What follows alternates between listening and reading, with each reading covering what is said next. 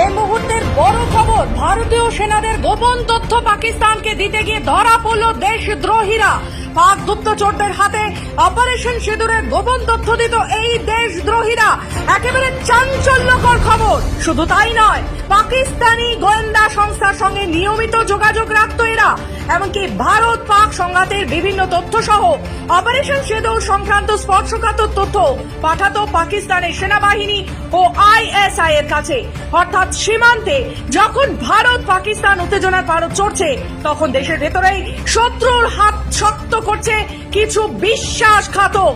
হরিয়ানার কাইথালের মস্তগড় চিকা গ্রামের দেবেন্দ্র নামের এক যুবক পাক গুপ্তচর সংস্থা আইএসআই ও সেনার হাতে গোপন তথ্য তুলে দিচ্ছিল বলে অভিযোগ। জেলা পুলিশের স্পেশাল গোয়েন্দা শাখা গোপন সূত্রে খবর পেয়ে তাকে গ্রেফতার করেছে। পুলিশি জিজ্ঞাসাবাদে দেবেন্দ্র স্বীকার করেছে সে পাকিস্তানি গোয়েন্দা সংস্থার সঙ্গে নিয়মিত যোগাযোগ রাখত এবং ভারত পাক সংঘাতের বিভিন্ন তথ্য সহ অপারেশন সিঁদুর সংক্রান্ত স্পর্শকাতর তথ্য পাঠাতো পাকিস্তানের সেনাবাহিনী ও আইএসআই এর কাছে।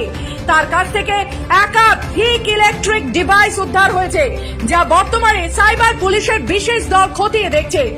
একই দিনে পাঞ্জাবের অমৃতসর থেকেও ধরা পড়েছে আরো দুই সন্দেহভাজন দেশদ্রোহী, পলক শের মাসি ও সুরজ মাসি। অভিযোগ, তারা সেনা ছাউনি ও বিমান ঘাঁটির ছবি ও তথ্য পাকিস্তানি গোয়েন্দাদের পাঠাচ্ছিল। গোপন সূত্রে খবর পেয়ে পাঞ্জাব পুলিশের বিশেষ অভিযান চালিয়ে দুজনকেই গ্রেফতার করেছে এবং তাদের কাছ থেকে উদ্ধার হয়েছে একাধিক গুরুত্বপূর্ণ নথি ও ছবি।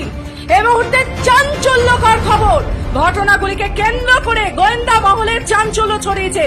তদন্তে উঠে আসছে নতুন নতুন তথ্য, যা দেশীয় নিরাপত্তার প্রশ্নে বড় সড় উদ্বেগের ইঙ্গিত দিচ্ছে।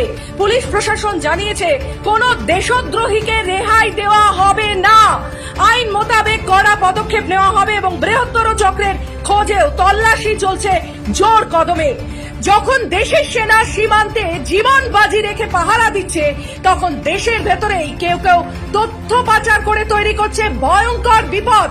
দেশ জুড়ে প্রশ্ন উঠছে, শত্রু বাইরে নয়, ঘরের ভিতরেই লুকিয়ে আছে। ব্যুরো রিপোর্ট, খবর বাংলা।